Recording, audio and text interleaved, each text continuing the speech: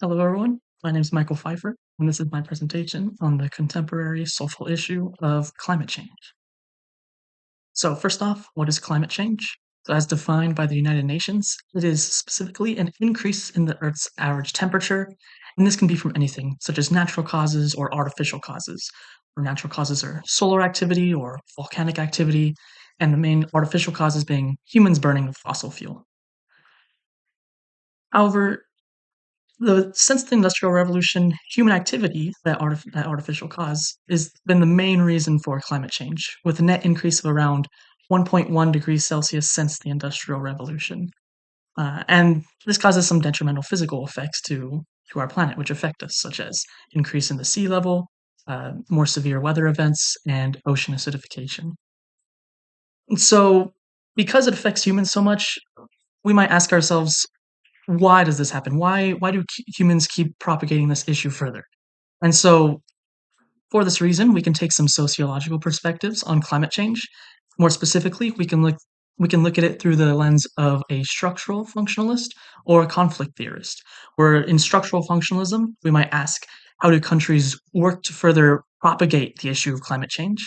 And as a conflict theorist, we might ask, how do nations respond to climate change that keep themselves in power?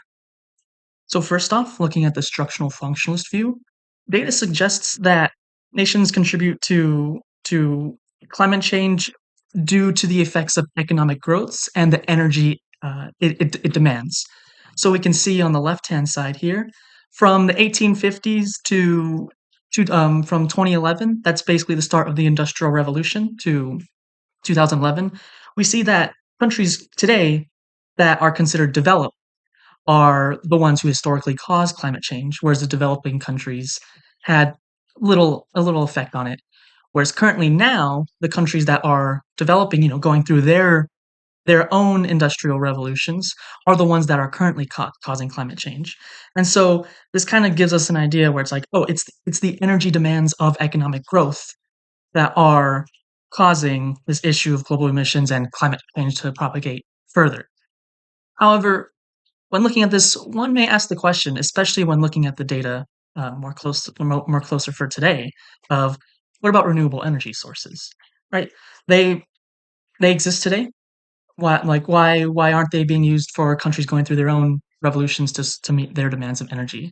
And the main reason for that is because they lack the funding, the infrastructure, and the education in order to implement them. Not only implement them, but also to maintain them. So we can't just implement them and then just leave them there. We need to educate the citizens of those countries to support and maintain that infrastructure. And so this is very interesting, right? From the structural functionalist view, we see that energy is a valuable resources, and the emissions released from using this energy are somewhat of this necessary evil to quickly meet the demands of a growing nation. And so we can ask the question of, why don't these countries just support one another in order to utilize these renewable energy sources and not have to deal with these emissions from currently developing countries? And in order to answer that question, we need to look at the conflict theorist's point of view, in which yes, energy is a valuable resource, but it is because it is a valuable resource that leads to this conflict. Because with more energy means more economic growth, that part we know, but it also means more political power because of the economic growth.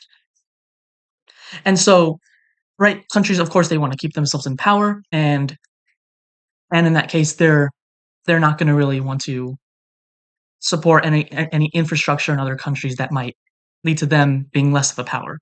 So a good example of that comes in the context of the U.S. leaving the Paris Agreement, in which former U.S. President Donald Trump in 2017 states when they're leaving. I'll just read this off. I think this is a good example that my job as president is to do everything within my power to give America a level playing field and to create the economic regularity and tax structures that make America the most prosperous and productive country on earth. Right. So already you're seeing that it's a focus just on America to make America great, make America the best country, not really focusing on anything else. This is further represented with this next part in their speech, which is saying, "I was elected to represent the citizens of Pittsburgh, not Paris." Right? Again, just focusing on the people of America, not really focusing on any other nations. And lastly, they say, the severe energy restrictions inflicted by the Paris Accord. It includes yet another scheme to redistribute wealth out of the United States through the so-called Green Climate Fund, nickname, which calls for developed countries to spend $100 billion to developing countries, all on top of America's existing and massive forward aid payments. So it's already saying that US president has a negative sentiment on the idea of helping these developed countries by sending aid to them in order to help support this idea of a more green environment to use these renewable energy sources. And it's this idea which a conflict theorist might see as being okay. This is what can propagate this issue further. This is what's causing climate change to be this huge social issue throughout the world. And so, right, there's these we've looked at like the potential causes of it. We looked at the physical effects it has on the planet, but what about the social impacts of climate change? What issues does it bring to people? And so, looking at these, we can see that there are more than 216 million people that are estimated to have to relocate by 2050 due to climate change, right? Because climate change can cause more extreme weather events, such as heat waves, storms, and floods. And so what this ends up also causing is a major effect in more disadvantaged communities, where more disadvantaged communities are reported to be 15 so to have a 15 times higher death rate than other communities. And we can see on the right-hand side here that, right, what are these communities that are affected by climate change? And it's mainly those from the developing countries, right? Because right, they're even though we've seen before that they are causing the emissions, it's necessary for them to cause the emissions today in order to meet the demands of a growing nation.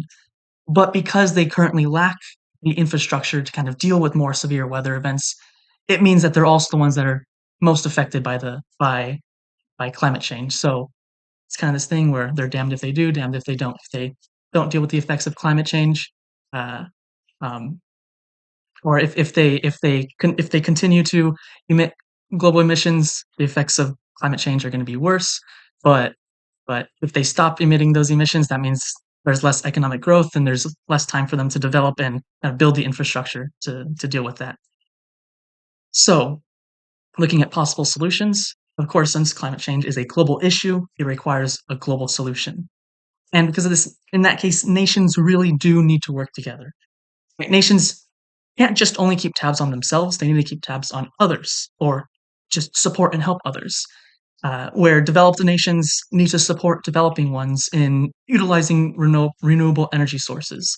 Right? They need to be able to provide the things that developing nations are lacking, such as the funding, such as the infrastructure, and such as the education.